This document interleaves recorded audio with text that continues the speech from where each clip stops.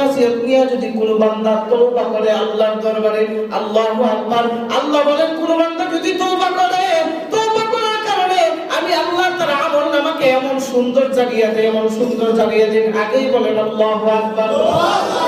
শীতকালের মধ্যে এমন এমন গাছ আছে না নাই যে গাছের মধ্যে পাতা নাই? আছে। ধরতে ধরতে একদম খালি হয়ে যায়, আছে না নাই?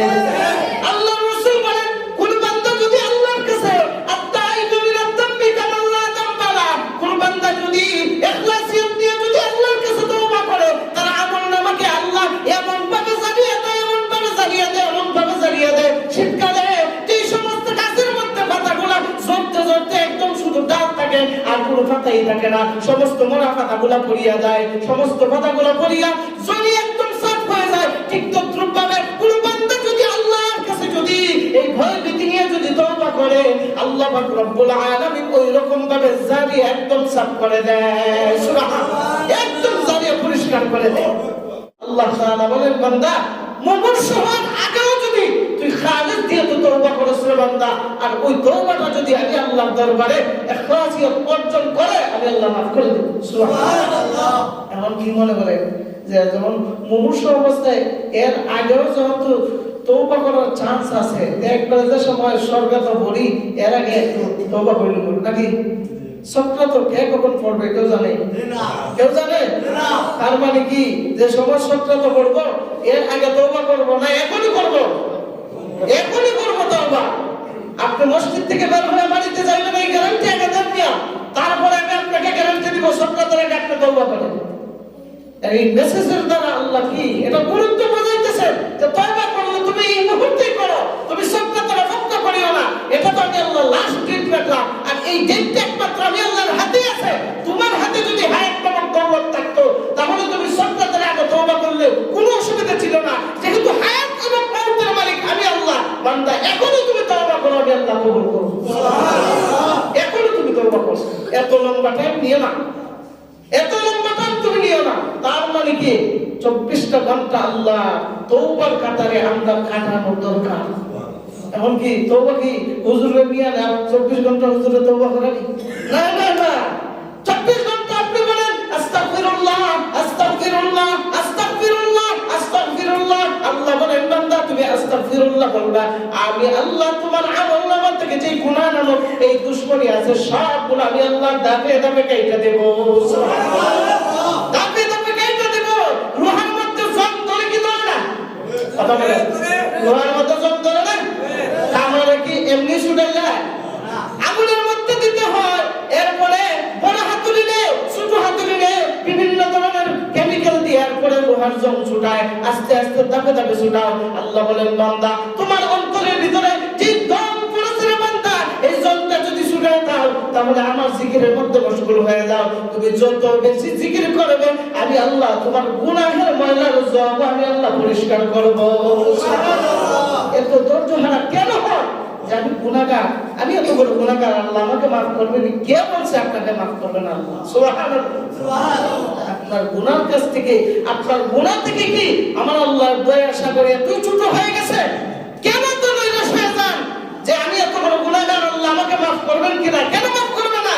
আপনার গুনাহ যত বড় তার চেয়ে বড় দয়ার সাগর আমার আল্লাহ বেশি, সুবহানাল্লাহ। এই জন্য আর দেরি করেন না, তওবা করে ফেলেন। তওবার দিন, তওবার রাত চলে আসছে। তওবা করেন, যত বেশি তওবা করবেন আল্লাহর পেয়ারা হবে।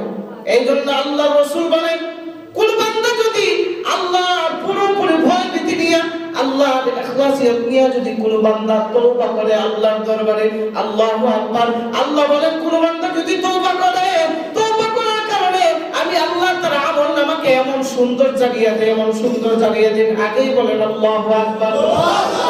শীতকালের মধ্যে এমন এমন গাছ আছে না নাই যে গাছের মধ্যে পাতা নাই? আছে। ধরতে ধরতে একদম খালি হয়ে যায়, আছে না নাই?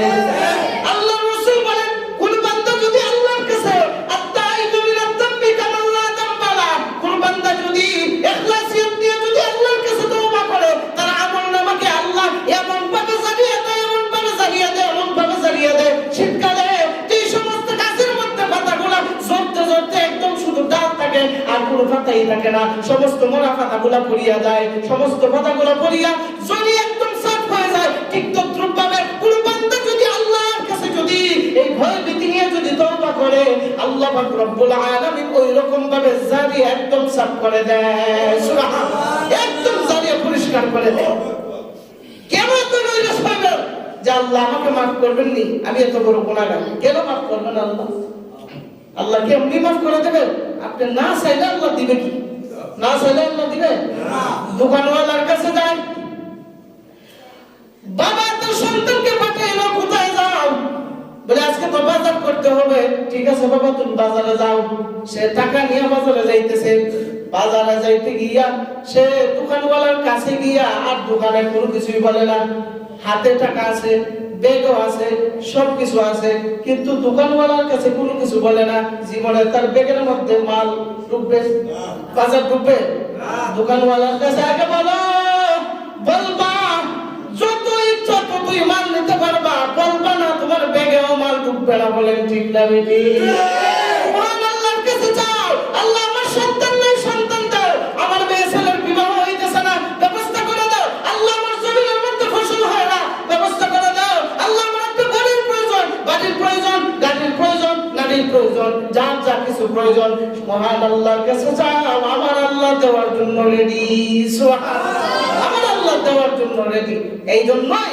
আল্লাহর ভয় ভীতি নিয়ে চলা দরকার কারণ আল্লাহর ভয় যদি কারো ভিতরে না থাকে অতি শীঘ্রই ধ্বংস হবে বলেন ঠিক না বেটি অতি শীঘ্রই কি হবে ধ্বংস হবে আল্লাহ রাসূল এক হাদিসের মধ্যে বলেন তিনটি জিনিস মানুষকে ধ্বংস করে আর তিনটি জিনিস মানুষদেরকে উচ্চতলায় উঠায় নেয় তাদের সম্মান আল্লাহ বাড়ায় দেয় সুবহানাল্লাহ এক নম্বর যে তিনটি জিনিস মানুষকে ধ্বংস করে দেয় এক নম্বর হলো কার্পণ্যতা কৃপণ বখিল যারা সম্পত্তিও কোনো কিছু দিতে চায় না মনে করে যে আমার সম্পদ কই যাবে যদি গরিব রে দেই তো আমার এক কোন দান করবে যদি গরিব রে দেই তো আমার 1 লক্ষ টাকা কমবে বুকা তুমি বুকার সরকারে বাস করতেছো এর বান্দা এই মাল আর লজ্জা কিছু আছে এগুলো কার পক্ষ থেকে আসে জুড়ে বলেন কে দিয়েছে কে দিয়েছে আল্লাহর মাল আল্লাহর রাস্তায় খরচ করতে তুমি কৃপণতা করো আর আমার আল্লাহ দিতে তোমাকে কৃপণতা করে না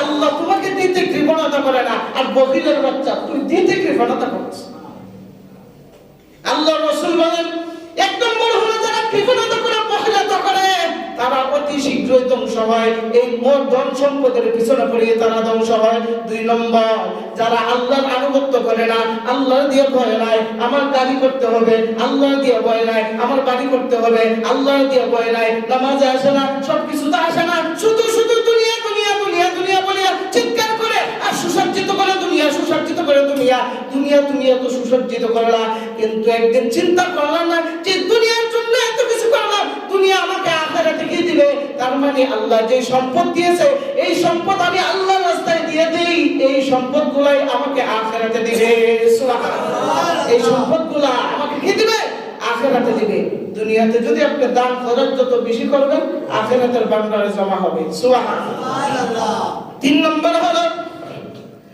নিজেকে সব সময় বড় মনে করে আমি আমি আমি আমি আমি আমি এই বাপ তাকে কি থাকে না মানুষটা ছোট কিন্তু ঠেলা শুনে বোঝা যায় বহুত পাহাড়ের উপরে আমি আমি বাপ নিয়ে চলে অহংকার দাম্ভিকতা দেখায় বাহাদুরি দেখায় আল্লাহ রাসূল এক হাদিসের মধ্যে বলেন মান তাওয়াযা লিল্লাহি রাফাহুল্লাহ ওয়া মান তাকাব্বারা ওয়াজহুল্লাহ আল্লাহ রাসূল বলেন যে বান্দা বিনয়ীর সাথে চলে যে বান্দা বিনয়ী বাপ নিয়ে চলে যে বান্দাকে আল্লাহকে ভয় করিয়া চলে আল্লাহ তাআলা তার সম্মান ইজ্জত আল্লাহ উঠায়া দেয় সুবহানাল্লাহ ওয়া মান তাকাব্বারা ওয়াজহুল্লাহ যে ব্যক্তি আল্লাহকে ভয় করে না দাম্ভিকতার সাথে চলে অথচ এটা আমার আল্লাহর দেওয়া সম্পদ আমার আল্লাহর দেওয়া আওলাদ আমার আল্লাহর দেওয়া নিয়ামত এগুলো আল্লাহর দেওয়া সম্পদ পাইয়া আওলাদ পাইয়া নিয়ামত পাইয়া সে মানুষের সাথে এইভাবে দাম্ভিকতা দেখায় আল্লাহ বলেন অতি শীঘ্রই তাকে ধ্বংস করবে বলেন নাউযুবিল্লাহ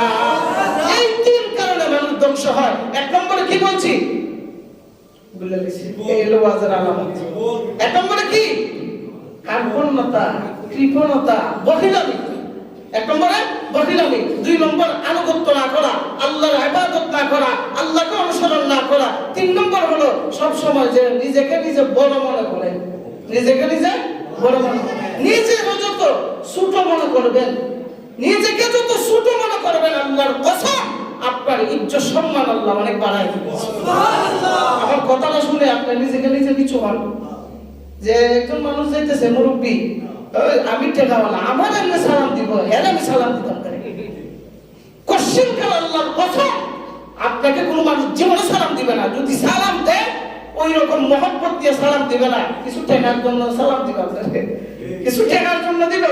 তাহলে যদি সালাম দেই একটু আমার কিছু কি দিব, টেকা দিব, এই জন্য সালাম দিব। আর আপনি যদি ছোট বড় যা কিছু আছে সবাই যদি সালাম দেয়, ওই ব্যক্তি অন্যদিন আপনাকে সালাম দেওয়ার জন্য 20 হাত দূর থেকে রেডি হয়ে থাকবে, 20 হাত দূর থেকে প্রস্তুতি নিয়ে থাকবে। এই জন্য এই আমলটা হলো আল্লাহর রাসূলের, ছোট থেকে বৃদ্ধ পর্যন্ত আল্লাহর রাসূলকে কেউ কোনোদিন আগে সালাম দিতে পারে না। সুবহানাল্লাহ। এটা কার আমল? কার আমল? একমাত্র আল্লাহর রাসূলের আমল। এই জন্য কোন এমনকি লুকায় তো অনেক সাহাবী চেষ্টা করছে, এরপরও পারছে না।